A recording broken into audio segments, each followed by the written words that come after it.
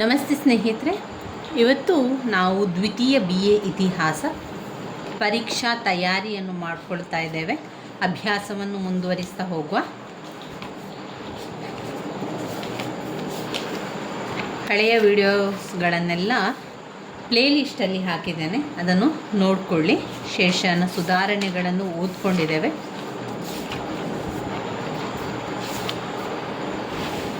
ಐದು ಅಂಕದ ಪ್ರಶ್ನೆ ಬೈರಮ್ ಖಾನ್, ಇದನ್ನು ಕೂಡ ಓದ್ಕೊಂಡಿದ್ದೇವೆ. ಇದನ್ನು ಓದ್ಕೊಳ್ಬೇಕು ನೀವು. 5 ಅಂಕಕ್ಕೆ ಕೇಳುವಂತಹ ಪ್ರಶ್ನೆಯಾಗಿದೆ. ಇನ್ನು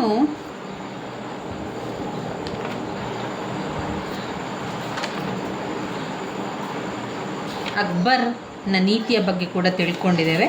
ಇನ್ನು ಜಹಂಗೀರ್ ಘಟಕ 5ರಲ್ಲಿ ಜಹಂಗೀರ್, ಶಹಜಾನ್, ಔರಂಗಜೇಬ್ ಅವರ ಪ್ರಮುಖ ನೀತಿಗಳೆಲ್ಲ ಇದೆ.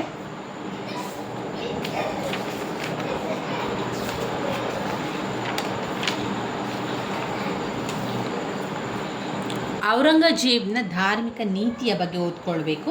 ಮೊದಲಿಗೆ ಓದ್ತಾ ಹೋಗಿ ನಂತರ ಅವನು ಯಾವ ರೀತಿಯ ಸಾಧನೆಗಳನ್ನು ಮಾಡಿದ್ದಾನೆ, ಯಾವುದೆಲ್ಲ ಒಂದು ಪದ್ಧತಿಗಳನ್ನು ಮಾಡಿದ್ದಾನೆ ಎನ್ನುವಂಥದ್ದನ್ನು ನೀವು ಮತ್ತೆ ಪಾಯಿಂಟ್ಸ್ ಮುಖಾಂತರ ಕೂಡ ಬರಿತಾ ಹೋಗ್ಬೋದು.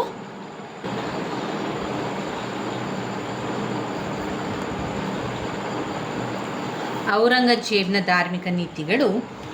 ಔರಂಗಜೇಬ್ನಲ್ಲಿ ಪರಮತ ಸಹಿಷ್ಣುತೆಯ ಗುಣವಿರಲಿಲ್ಲ ಅಂತ ಹೇಳ್ತಾರೆ. ಔರಂಗಜೇಬ್ನಲ್ಲಿ ಏನಿರಲಿಲ್ಲ, ಸಹಿಷ್ಣುತೆ ಗುಣ ಇರಲಿಲ್ಲ. ಅಂದರೆ ನಾವೆಲ್ಲರೂ ಒಂದೇ ಎನ್ನುವಂಥ ಭಾವನೆ ಅವನಲ್ಲಿ ಇರಲಿಲ್ಲ.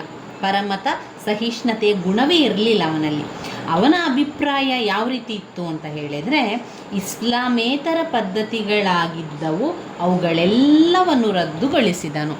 ಅವನಿಗೆ ಔರಂಗಜೇಬ್ ಇಸ್ಲಾಮಿನ ಒಂದು ಧರ್ಮವನ್ನೆಲ್ಲ ಉತ್ತಮವಾಗಿ ಮಾಡ್ತಾ ಹೋಗ್ತಾನೆ. ಇಸ್ಲಾಮೇತರ ಇರುವಂತಹ ಯಾವುದೇ ಪದ್ಧತಿ ಆಗಿರ್ಬೋದು, ಯಾವುದೇ ಒಂದು ಸಂಸ್ಕೃತಿ ಆಗಿರ್ಬೋದು, ಅವುಗಳನ್ನೆಲ್ಲ ಅವನೇನು ಮಾಡ್ತಾನೆ, ರದ್ದು ಮಾಡ್ತಾನೆ. ಅಂದರೆ ಅದನ್ನೆಲ್ಲ ಬೇಡ ಅಂತ ಬ್ಯಾನ್ ಮಾಡ್ತಾನೆ, ಅದನ್ನೆಲ್ಲ ಕಡೆಗಣಿಸ್ತಾನೆ ಅಥವಾ ತೆಗೆದು ಹಾಕ್ತಾನೆ.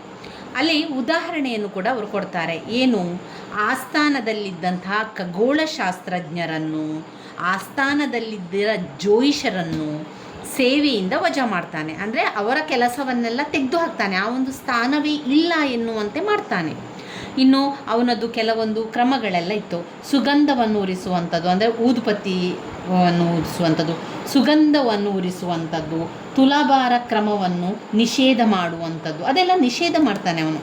ಸುಗಂಧವನ್ನು ಉರಿಸುವ ಹಾಗಿಲ್ಲ, ತುಲಾಭಾರ ಸೇವೆಯನ್ನು ಮಾಡುವ ಹಾಗಿಲ್ಲ, ಆಸ್ಥಾನದಲ್ಲಿ ಸಂಗೀತದ ಸ್ವರ ಇರಲೇಬಾರ್ದು ಅಂತ ಮಾಡ್ತಾನೆ. ಮಹಮ್ಮದ್ ಪೈಗಂಬರ್ ಹುಟ್ಟಿದ ದಿನದಂದು ಧಾರ್ಮಿಕ ಸಂಗೀತವನ್ನು ನಿಷೇಧಿಸಿದನು. ಮಹಮ್ಮದ್ ಪೈಗಂಬರ್ ಹುಟ್ಟಿದ ದಿನದಂದು ಸಂಗೀತ ಕಾರ್ಯಕ್ರಮ ಎಲ್ಲ ಇತ್ತು, ಆ ಒಂದು ಧಾರ್ಮಿಕ ಸಂಗೀತವನ್ನೇ ನಿಷೇಧ ಮಾಡ್ತಾನೆ. ಯಾರು? ಔರಂಗಜೇಬನು. ನಂತರ ಏನು ಮಾಡ್ತಾನೆ, ಉದ್ದ ಗಡ್ಡ ಬೆಳೆಸುವುದನ್ನು ನಿಲ್ಲಿಸ್ತಾನೆ, ಜರಿತಾರಿ ಬಟ್ಟೆ ಧರಿಸುವುದನ್ನು, ಸಾಧು ಸಂತರ ಗೋರಿಗಳ ಬಳಿ ದೀಪ ಹಚ್ಚುವುದು, ಮೊಹರಂ ಹಬ್ಬದ ಮೆರವಣಿಗೆಯನ್ನು ನಿಲ್ಲಿಸ್ತಾನೆ.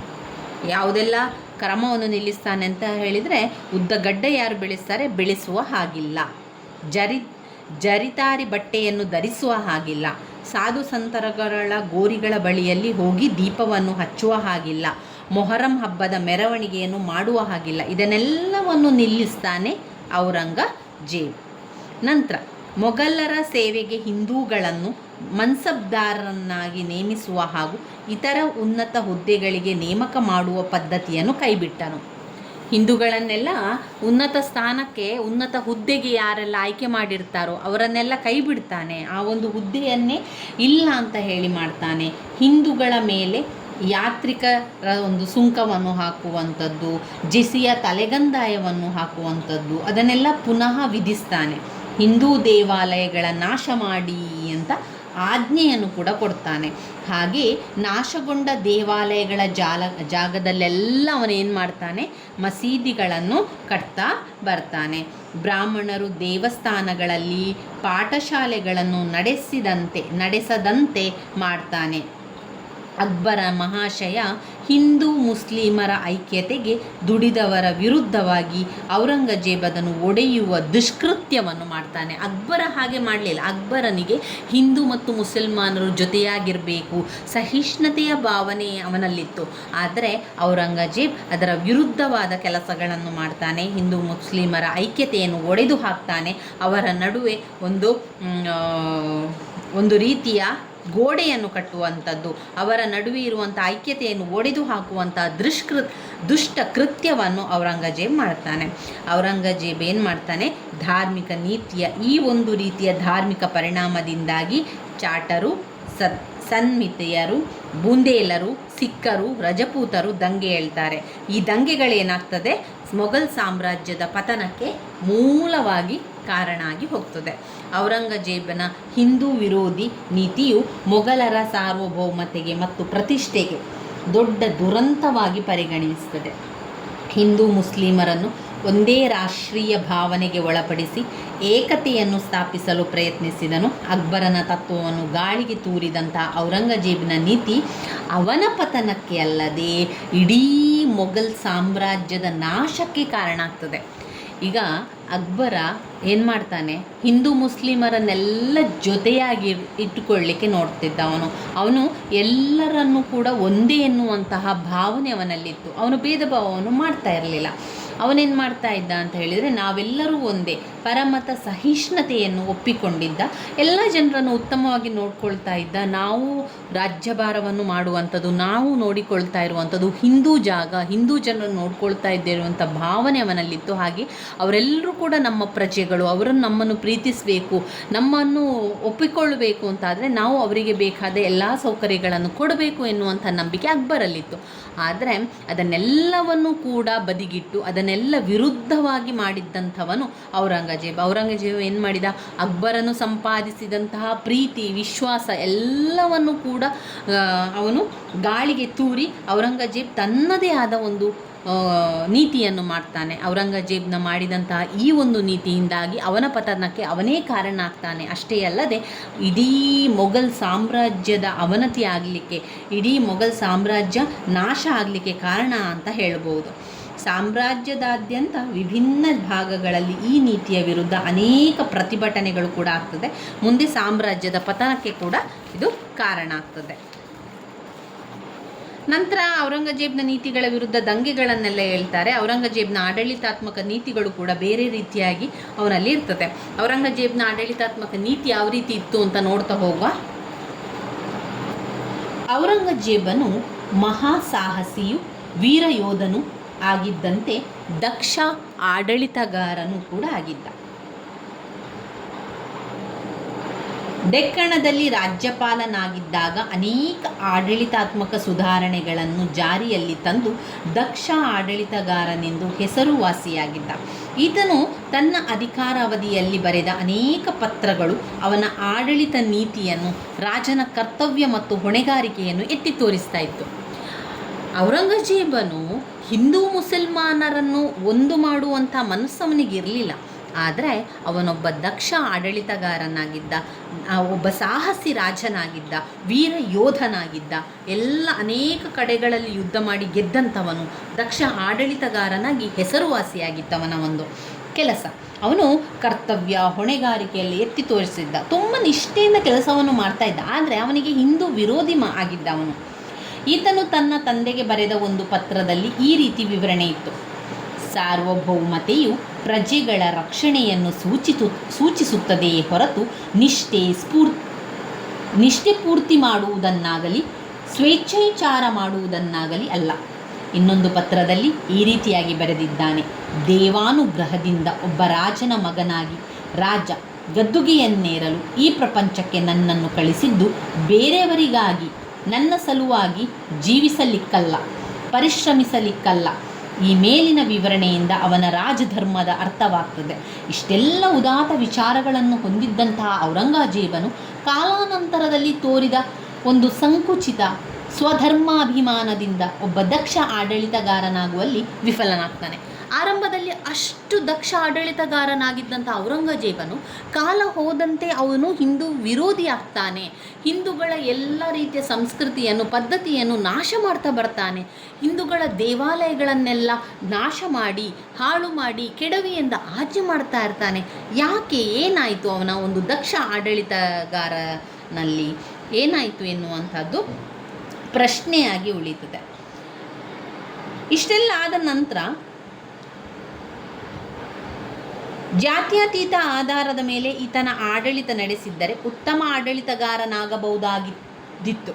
ತನ್ನ ಅಜ್ಜನ ಆಡಳಿತದ ಅನೇಕ ಸೂತ್ರಗಳನ್ನು ಈತನು ಧಿಕ್ಕರಿಸಿ ಅನೇಕ ಬದಲಾವಣೆಯನ್ನು ಮಾಡಿದನು. ಅವನು ಅಜ್ಜನ ರೀತಿಯಲ್ಲಿ ಹೋಗ್ತಾ ಇದ್ದರೆ ಒಳ್ಳೆಯ ರಾಜನಾಗಿಯೇ ಉಳಿತಿದ್ದ. ಹಾಗೆಯೇ ಅವರ ಮೊಘಲ್ ಸಾಮ್ರಾಜ್ಯ ಕೂಡ ಪತನ ಆಗ್ತಾ ಇರಲಿಲ್ವೋ ಏನೋ, ಪತನ ಆಗ್ತಾ ಇರಲಿಲ್ಲ. ಆದರೆ ಅವನೇನು ಮಾಡ್ತಾನೆ, ಅಜ್ಜ ತೊಳೆದಂಥ ಹಾದಿಯನ್ನು ಬಿಟ್ಟು, ಅವನು ಮಾಡಿದಂಥ ಪದ್ಧತಿಗಳನ್ನೆಲ್ಲ ಬಿಟ್ಟು ಇವನು ಹೊಸದಾಗಿ ಕಾನೂನುಗಳನ್ನು ತರ್ತಾನೆ, ಹಿಂದೂಗಳ ವಿರೋಧವಾಗಿ ಕೆಲಸಗಳನ್ನು ಮಾಡ್ತಾನೆ, ಹಿಂದೂ ದೇವಾಲಯಗಳನ್ನು ಓಡಿಸುವಂಥದ್ದು, ಹಿಂದೂಗಳ ಪದ್ಧತಿಗಳನ್ನೆಲ್ಲ ನಾಶ ಮಾಡುವಂಥದ್ದು. ಅಷ್ಟೇ ಅಲ್ಲದೆ ಹಿಂದೂಗಳಿಗೆ ಉನ್ನತ ಪದವಿಗಳನ್ನು ಸಿಗದ ಹಾಗೆ ಮಾಡುವಂಥದ್ದು, ಅವರು ಇರುವಂತಹ ಸ್ಥಾನದಿಂದ ತೆಗೆದುಹಾಕುವಂಥದ್ದು, ಪದಚ್ಯುತಗೊಳಿಸುವಂಥದ್ದು. ಇದೆಲ್ಲ ಮಾಡುವುದರ ಮೂಲಕ ಅವನೇನು ಮಾಡ್ತಾನೆ, ಮೊಘಲರ ಸಾಮ್ರಾಜ್ಯದ ಪತನಕ್ಕೆ ಅವನೇ ಕಾರಣಕರ್ತನಾಗ್ತಾನೆ. ಉತ್ತಮ ಆಡಳಿತಗಾರನಲ್ಲಿ ಇರಬೇಕಾದಂತಹ ಎಲ್ಲ ಗುಣ ಅವನಲ್ಲಿತ್ತು. ಆದರೆ ಅಕ್ಬರ್ ಮತ್ತು ಶಹಜಾನನಂತೆ ಈತನ ಆಡಳಿತವು ಜನರಿಗೆ ಶಾಂತಿ ಮತ್ತು ಸ್ಥಿರತೆಯನ್ನು ಒದಗಿಸುವಲ್ಲಿಯೇ ವಿಫಲ ಆಯಿತು. ಜನರಿಗೆ ಶಾಂತಿ ಕೊಡಲೇ ಇಲ್ಲ. ಜನರಿಗೆ ಯಾವತ್ತೂ ಭಯ, ಅವರಿಗೆ ಯಾವತ್ತೂ ಒಂದು ರೀತಿಯ ಹಿಂಸೆ ಆ ಒಂದು ಅನುಭವ ಆಗ್ತಾ ಇತ್ತೇ ವಿನಃ ಅವರಲ್ಲಿ ಶಾಂತಿ ಸ್ಥಿರತೆ ಯಾವುದೂ ಕೂಡ ಸಿಗ್ತಾ ಇರಲಿಲ್ಲ. ತನ್ನ ಪೂರ್ವಜರ ಆಡಳಿತ ಪದ್ಧತಿಯನ್ನೇ ಆತನು ಮುಂದುವರಿಸಿಕೊಂಡು ಬಂದನಾದರೂ ಅದರಲ್ಲಿ ಉದಾರ ಮನೋಭಾವನೆಯ ಕೊರತೆ ಎದ್ದು ಕಾಣ್ತಾ ಇತ್ತು. ಔರಂಗಜೇಬನ ಸಂಶಯ ಪ್ರವೃತ್ತಿ ಮತ್ತು ಹಿಂದೂ ವಿರೋಧಿ ನೀತಿಯಿಂದಾಗಿ ಅವನೊಬ್ಬ ಅಸಮರ್ಥ ಆಡಳಿತಗಾರ ಅಂತಲೇ ಹೇಳ್ಬೋದು. ರಾಜ ಎಲ್ಲ ಪ್ರಮುಖ ಅಧಿಕಾರದ ಸೂತ್ರಗಳನ್ನು ತಾನೇ ವಹಿಸಿಕೊಂಡಿದ್ದರಿಂದ ಅವನ ಪರಮಾಧಿಕಾರಿಗಳು ಅವನಿಗೆ ಸಂಪೂರ್ಣವಾಗಿ ನಿಷ್ಠೆ ತೋರಿಸಲೇ ಇಲ್ಲ. ಮೊಘಲ್ ಅಧಿಕಾರಿಗಳು ತಮ್ಮ ಹೊಣೆಗಾರಿಕೆಯ ಬಗ್ಗೆ ಅನಾಸಕ್ತಿ ಹೊಂದಿದವರಾಗಿದ್ದರು. ಭ್ರಷ್ಟಾಚಾರವು ಆಡಳಿತದ ಎಲ್ಲ ರಂಗಗಳಲ್ಲೂ ಕೂಡ ಸಾಮಾನ್ಯವಾಗಿತ್ತು. ತನ್ನ ಪೂರ್ವಜರ ಆಡಳಿತ ದಕ್ಷತೆಗೆ ಮೂಲ ಕಾರಣವಾಗಿದ್ದ ಅನುಭವಿ ಪಾಂಡಿತ್ಯಪೂರ್ಣ ನಿಷ್ಠಾವಂತ ಹಿಂದೂ ಪ್ರಜೆಗಳನ್ನು ತೀವ್ರವಾಗಿ ಕೀಳು ಮಟ್ಟದ ದೃಷ್ಟಿಯಿಂದ ಕಂಡನು. ಅನೇಕ ಹಿಂದೂ ಅಧಿಕಾರಿಗಳನ್ನು ಉನ್ನತ ಹುದ್ದೆಗಳಿಂದ ತೆಗೆದುಹಾಕಿದ್ದ ಅವನ ದೊಡ್ಡ ಪ್ರಮಾದವಾಯಿತು. ಇದರಿಂದ ಆಡಳಿತದಲ್ಲಿ ಬಿಗಿ ಕಡಿಮೆಯಾಗುತ್ತಾ ಬಂತು, ಅದಕ್ಷತೆ ಹೆಚ್ಚಾಯಿತು. ಈತನ ಆಕ್ರಮಣಗಳು, ದೌರ್ಜನ್ಯಗಳು ಮುಸ್ಲಿಮೇತರರನ್ನು ರೊಚ್ಚಿಗೆಬ್ಬಿಸಿ ಸಾಮ್ರಾಟನ ವಿರುದ್ಧ ದಂಗೆ ಏಳಲು ಪ್ರೇರೇಪಿಸಿದ್ದರಿಂದ ರಾಜ್ಯದಲ್ಲಿಯೇ ಅಶಾಂತಿ ಹೆಚ್ಚಾಯಿತು. ಈ ದಂಗೆಗಳನ್ನು ಅಡಗಿಸುವಲ್ಲಿಯೇ ಸಾಮ್ರಾಟನಿಗೆ ಸಾಕಾಯಿತು. ಬುಡದಿಂದಲೇ ಈತನ ಆಡಳಿತ ನೀತಿಯ ವಿರುದ್ಧ ಅಶಾಂತಿಯ ಕಿಡಿ ಹೊತ್ತಿಕೊಂಡಿತ್ತು. ಔರಂಗಜೇಬನು ಜೀವಿಸಿರುವವರೆಗೂ ಅದು ಕಿಡಿಯಾಗಿಯೇ ಇತ್ತು. ಆದರೆ ಈತನ ಮರಣದ ನಂತರ ಅದು ಒಂದು ಜ್ವಾಲಾಮುಖಿಯಂತೆ ಮೊಘಲ್ ಸಾಮ್ರಾಜ್ಯವನ್ನು ಹೊಕ್ಕು ಅವರ ಪತನಕ್ಕೆ ಕಾರಣವಾಯಿತು. ವಯೋವೃದ್ಧನಾದ ಔರಂಗಜೇಬನು ತನ್ನ ಸಾಮ್ರಾಜ್ಯದ ಪತನದ ಗತಿಯನ್ನು ತಡೆಯಲು ಸಾಧ್ಯವಾಗಲಿಲ್ಲ. ಹಿಂದೂಗಳ ಮೇಲಿನ ಕೆಲವು ಕರಗಳು, ಬಲಾತ್ಕಾರದ ಮತಾಂತರದ ಪದ್ಧತಿ, ದೇವಾಲಯಗಳ ನಾಶ ಮುಂತಾದ ಈ ಕೃತ್ಯಗಳು ಮೊಘಲ್ ಸಾಮ್ರಾಜ್ಯದ ಪತನಕ್ಕೆ ಕಾರಣ ಆಗಿ ಹೋದವು. ಇವಿಷ್ಟು ನಮಗೆ ಔರಂಗಜೇಬನ ಧಾರ್ಮಿಕ ನೀತಿಯಲ್ಲಿ ಕಂಡುಕೊಳ್ಳುವಂತಹ ಸತ್ಯಗಳು. ಇದೆಲ್ಲ ನಮಗೆ ಕೆಲವು ಆಧಾರಗಳ ಮೂಲಕ ಸಿಕ್ಕಿರುವಂತಹ ವಿಚಾರಗಳು. ಯಾರೂ ಕೂಡ ನೋಡಿದವರಿಲ್ಲ, ಯಾರೂ ಕೂಡ ಕೇಳಿದವರಿಲ್ಲ. ಆದರೆ ಎಷ್ಟೋ ವಿಚಾರಗಳು ಕೆಲವು ಗ್ರಂಥಗಳಿಂದ ನಮಗೆ ಸಿಕ್ಕಿದೆ. ಎಷ್ಟೋ ವಿಚಾರಗಳು ನಮಗೆ ಈ ಶಾಸನಗಳ ಮುಖಾಂತರ ಸಿಕ್ಕಿರುವುದರಿಂದ ಈ ರೀತಿಯಾಗಿ ರಾಜ್ಯವನ್ನು ನೋಡ್ಕೊಳ್ತಾ ಇದ್ರು. ಅವರು ಈ ರೀತಿಯ ಪದ್ಧತಿಯನ್ನು ಮಾಡ್ತಾಯಿದ್ರು. ನಾಣ್ಯಗಳು, ಶಾಸನಗಳು, ಇದೆಲ್ಲ ಕೂಡ ಗ್ರಂಥಗಳು. ಇದರಿಂದಾಗಿ ನಮಗೆ ಒಬ್ಬ ರಾಜ ಯಾವ ರೀತಿ ರಾಜ್ಯಭಾರವನ್ನು ಮಾಡ್ತಾ ಇದ್ದ, ಅವನ ಆಡಳಿತ ನೀತಿ ಏನು, ಅವನು ಪ್ರಜೆಗಳಿಗೆ ಯಾವ ರೀತಿಯ ಒಂದು ಒಳ್ಳೆಯ ಕೆಲಸಗಳನ್ನು ಮಾಡಿದ್ದಾನೆ, ಯಾವ ರೀತಿ ಪ್ರಜೆಗಳಿಗೆ ತೊಂದರೆಯಾಗಿದೆ, ಅಶಾಂತಿ ಉಂಟಾಯಿತು, ಶಾಂತಿ ಉಂಟಾಯಿತು, ಎಲ್ಲ ಕೂಡ ತಿಳ್ಕೊಳ್ಳಿಕ್ಕೆ ಸಾಧ್ಯ ಆಯಿತು. ಇನ್ನು ಬರುವಂಥದ್ದು ಘಟಕ 6, ವೆರಿ ಇಂಪಾರ್ಟೆಂಟ್ ಆಗಿರುವಂಥ ಒಂದು ಪಾಠ, ಮೊಘಲ್ ಸಾಮ್ರಾಜ್ಯದ ಅವನತಿಗೆ ಕಾರಣಗಳು ಮತ್ತು ಮೊಘಲ್ ಸಾಮ್ರಾಜ್ಯದ ಅವನತಿಗೆ ಕಾರಣಗಳು. ಇದರಲ್ಲಿ ನಮಗೆ ಒಂದು ಎಷ್ಟು ಪಾಯಿಂಟ್ಸ್ಗಳಿದೆ, 11 ಪಾಯಿಂಟ್ಸ್ಗಳಿದೆ. ತುಂಬಾ ಇಂಪಾರ್ಟೆಂಟ್ ಆಗಿರುವಂಥ ಒಂದು ಪ್ರಶ್ನೆ, ಹೆಚ್ಚಾಗಿ ಕೇಳುವಂಥ ಒಂದು ಪ್ರಶ್ನೆ ಅಂತಲೇ ಹೇಳ್ಬೋದು. 15 ಅಂಕಕ್ಕೆ 10 ಅಂಕಕ್ಕೆ ಕೇಳುವಂತಹ ಪ್ರಶ್ನೆಯಾಗಿದೆ. ಈ ಪಾಯಿಂಟ್ಸ್ಗಳನ್ನು ಸರಿಯಾಗಿ ಕಲ್ತ್ಕೊಳ್ಳುವ. ನಾನು ವಿಡಿಯೋ ಮಾಡುವುದರ ಜೊತೆಗೆ ನೀವು ಕೂಡ ಆ ಒಂದು ಪಾಯಿಂಟ್ಸ್ಗಳನ್ನು ಹೇಳ್ಕೊಳ್ಬೇಕು. ಆವಾಗ ನಿಮಗೂ ಕೂಡ ವಿಡಿಯೋ ನೋಡಿದ ಒಂದು ಉಪಯೋಗ ಕೂಡ ನಿಮಗೆ ಆಗ್ತದೆ. ನೀವು ವಿಡಿಯೋವನ್ನು ನೋಡುವಂಥದ್ದು ಅಲ್ಲೇ ಬಿಟ್ಟರೆ ಅದು ಮರ್ತೋಗ್ತದೆ ನಮಗೆ ಅಲ್ವಾ. ನೀವೇನು ಮಾಡಬೇಕು, ನಾನಿಲ್ಲಿ ಹೇಳ್ತಾ ಇದ್ದೇನೆ ಅಂತ ಆದರೆ ಆ ಪಾಯಿಂಟ್ಸ್ಗಳು ನೀವು ಕೂಡ ನಿಮ್ಮ ಬಾಯಲ್ಲಿ ಹೇಳ್ಕೊಳ್ಳಿ. ನೀವು ಬೇರೆ ಕೆಲಸಗಳ ಜೊತೆಗೆ ವಿಡಿಯೋಗಳನ್ನು ನೋಡ್ತಾ ಇದ್ದೀರಿ, ವಿಡಿಯೋಗಳನ್ನು ಕೇಳ್ತಾ ಇದ್ದೀರಿ ಅಂತ ಆದರೆ ಬೇರೆ ಕೆಲಸಗಳ ಜೊತೆಗೆ ನಿಮ್ಮ ಈ ಪಾಯಿಂಟ್ಸ್ಗಳನ್ನು ಕೂಡ ಹೇಳ್ಕೊಳ್ಬೇಕು. ಉದಾಹರಣೆಗೆ ಮೊಘಲ್ ಸಾಮ್ರಾಜ್ಯದ ಅವನತಿಗೆ ಕಾರಣ ಅಂತ ಬಂದಾಗ ಅದರಲ್ಲಿರುವಂಥ ಪಾಯಿಂಟ್ಸ್ ನಾನು ಹೇಳ್ತಾ ನಿಮಗೆ ಹೇಳ್ತಾ ಇರಬೇಕಾದ್ರೆ ನೀವು ಕೂಡ ಆ ಪಾಯಿಂಟ್ಸ್ಗಳನ್ನು ಬಾಯಲ್ಲಿ ಹೇಳ್ಕೊಳ್ಳಿ. ಆವಾಗ ಆ ತಕ್ಷಣ ನಿಮಗೆ ಪರೀಕ್ಷಾ ಅಭ್ಯಾಸ ಮಾಡಿದ ರೀತಿಯಲ್ಲಿ ಆಗ್ತದೆ. ಆಮೇಲೆ ನಿಮಗೆ ಪುನರಾವರ್ತನ ಅಭ್ಯಾಸ ಆಗಬೇಕು ಅಂತ ಇಲ್ಲ, ಅಲ್ಲೇ ನೀವು ವಿಡಿಯೋ ಕೇಳಿದ ತಕ್ಷಣ ನಿಮ್ಮ ಅಭ್ಯಾಸ ಕೂಡ ಆಗಿ ಹೋಗ್ತದೆ. ಇನ್ನು ವಿವರಣೆಯ ಬಗ್ಗೆ ಬಂದಾಗ ಒಮ್ಮೆ ಕಣ್ಣಾಡಿಸಿದರೆ ಸಾಕು. ಆ ಒಂದು ವಿಚಾರದಲ್ಲಿ ಏನಿದೆ, ಆ ಒಂದು ಪಾಯಿಂಟ್ಸಲ್ಲಿ ಏನಿದೆ, ಯಾವ ವಿಚಾರ ಅದರೊಳಗೆ ಒಳಗೊಂಡಿದೆ ಎನ್ನುವಂಥದ್ದು ಒಮ್ಮೆ ನೋಡಿಕೊಂಡ್ರೆ ನಿಮಗೆ ನಿಮ್ಮದೇ ಆದ ಒಂದು ವಿವರಣೆಯನ್ನು ಬರಿತಾ ಹೋಗಲಿಕ್ಕೆ ಸಾಧ್ಯ ಆಗ್ತದೆ. ನಾವು ಮೊಘಲ್ ಸಾಮ್ರಾಜ್ಯದ ಅವನತಿಗೆ ಕಾರಣಗಳನ್ನು ಮುಂದಿನ ವಿಡಿಯೋದಲ್ಲಿ ತಿಳ್ಕೊಳ್ಳುವ ಸ್ನೇಹಿತರೆ.